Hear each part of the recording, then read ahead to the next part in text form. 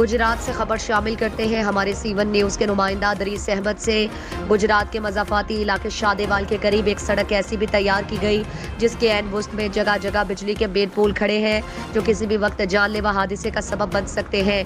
गुजरात के नवाई इलाका शादेवाल और सारुकी में करीब बनने वाली सड़क मुतालिका महकमों की मुबैना गफलत, लापरवाही और नाअहली का मुंह बोलता सबूत है जिसे बगैर प्लानिंग के तैयार कर दिया गया। शहरियों के मुताबिक इससे कबल कई गाड़ियां सड़क के दरमियान खड़ी, उनमें पोल से टकराकर हादसे का शिकार हो चुकी।